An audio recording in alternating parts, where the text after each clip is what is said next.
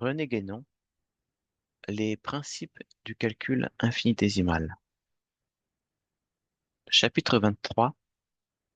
Les arguments de Zénon d'Élée. Les considérations qui précèdent contiennent implicitement la solution de toutes les difficultés du genre de celles que Zénon d'Élée, par ses arguments célèbres, opposait à la possibilité du mouvement, du moins en apparence, et à en juger seulement d'après la forme sous laquelle ces arguments sont présentés habituellement. Car on peut douter que telle ait été au fond leur véritable signification.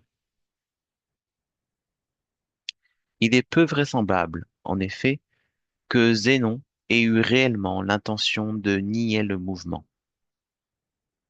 Ce qui semble plus probable, c'est qu'il a voulu prouver seulement l'incompatibilité de celui-ci avec la supposition, admise notamment par les atomistes, d'une multiplicité réelle et irréductible existant dans la nature des choses.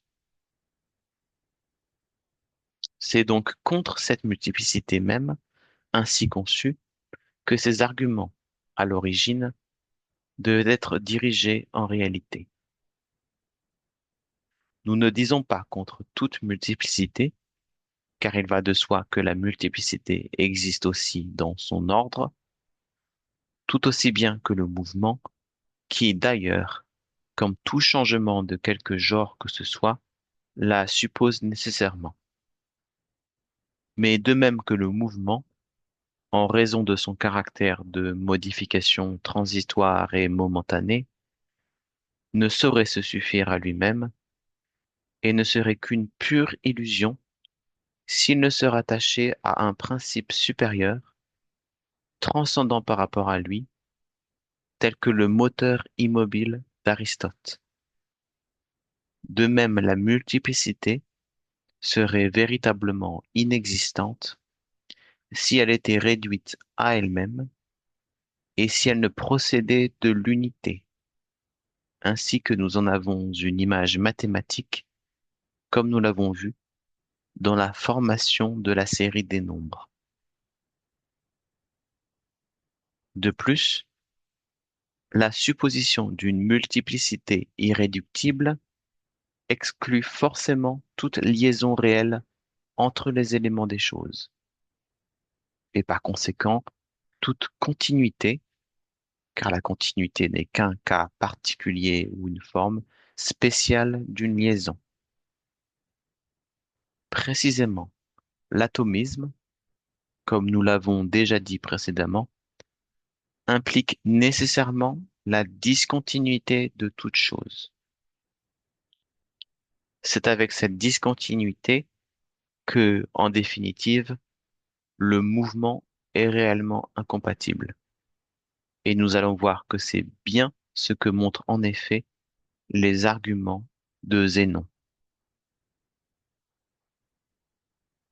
On fait, par exemple, un raisonnement comme celui-ci.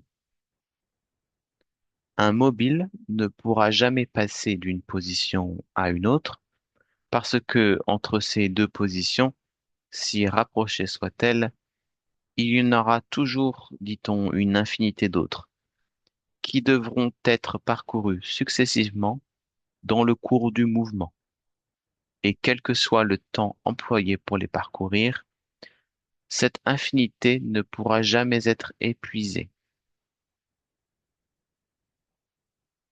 Assurément, il ne saurait ici s'agir d'une infinité comme on le dit, ce qui n'a réellement aucun sens.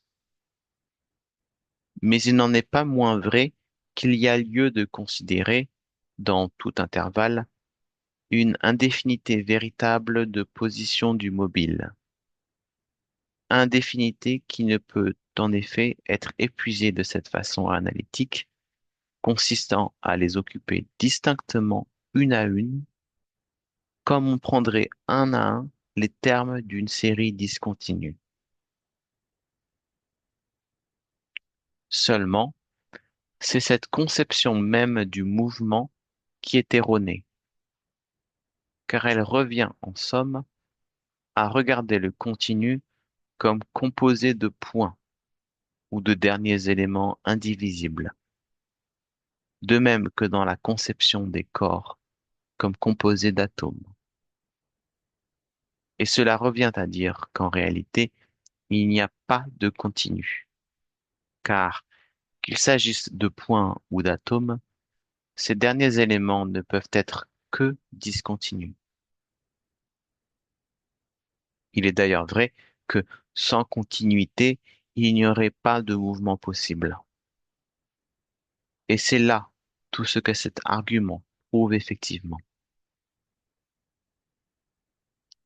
Il en est de même de l'argument de la flèche qui vole et qui cependant est immobile, parce que à chaque instant, on ne la voit que dans une seule position, ce qui revient à supposer que chaque position, en elle-même, peut être regardée comme fixe et déterminée, ainsi qu'ainsi les positions successives forment une sorte de série discontinue. Il faut d'ailleurs remarquer qu'il n'est pas vrai, en fait, qu'un mobile soit jamais vu ainsi comme s'il occupait une position fixe, et que même, tout au contraire, quand le mouvement est assez rapide, on en arrive à ne plus voir distinctement le mobile lui-même, mais seulement une sorte de trace de son déplacement continu. Ainsi, par exemple, si l'on fait tournoyer rapidement un tison enflammé, on ne voit plus la forme de ce tison, mais seulement un cercle de feu. Que d'ailleurs on explique ce fait par la persistance des impressions rétiniennes, comme le font les physiologistes, ou de toute autre façon qu'on voudra, cela importe peu, car il n'en est pas moins manifeste que dans de semblables cas, on saisit en quelque sorte directement et d'une façon sensible la continuité même du mouvement. Au surplus, quand en formulant un tel argument, on dit à chaque instant, on suppose par là que le temps est formé d'une série d'instants indivisibles, à chacun desquels correspondrait une position déterminée du mobile. Mais en réalité, le continu temporel n'est pas plus composé d'instants que le continu spatial est composé de points. Et comme nous l'avons déjà indiqué, il faut la réunion, ou plutôt la combinaison de ces deux continuités du temps et de l'espace pour rendre compte de la possibilité du mouvement. On dira encore que pour parcourir une certaine distance, il faut parcourir d'abord la moitié de cette distance, puis la moitié de l'autre moitié, puis la moitié de ce qui reste, et ainsi de suite, indéfiniment, de sorte qu'on se trouvera toujours en présence d'une indéfinité qui, envisagée ainsi, sera en effet inépuisable. Un autre argument à peu près équivalent est celui-ci. Si l'on suppose deux mobiles séparés par une certaine distance, l'un d'eux, bien qu'allant plus vite que l'autre, ne pourra jamais le rejoindre, car quand il arrivera au point où celui-ci se trouvait, l'autre sera dans une seconde position, séparé de la première par une distance moindre que la distance initiale.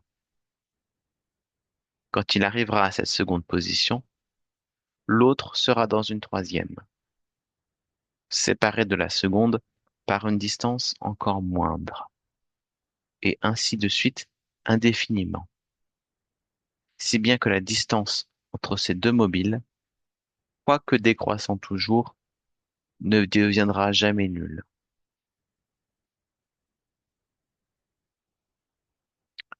Le défaut essentiel de ces arguments, aussi bien que du précédent, consiste en ce qu'ils supposent que, pour atteindre un certain terme, tous les degrés intermédiaires doivent être parcourus distinctement et successivement.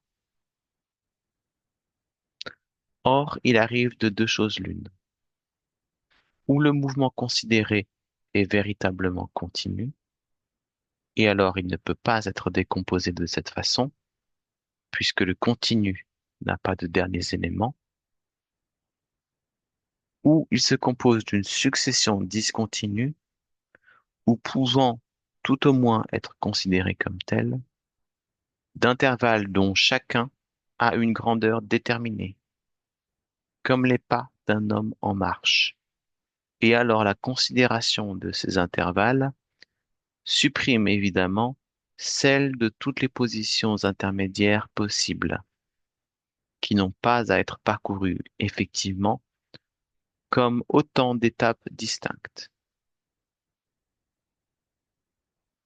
En outre, dans le premier cas, qui est proprement celui d'une variation continue, le terme de cette variation, supposée fixe par définition, ne peut pas être atteint dans la variation elle-même, et le fait de l'atteindre, effectivement, exige l'introduction d'une hétérogénéité qualitative qui constitue cette fois une véritable discontinuité et qui se traduit ici par le passage de l'état de mouvement à l'état de repos.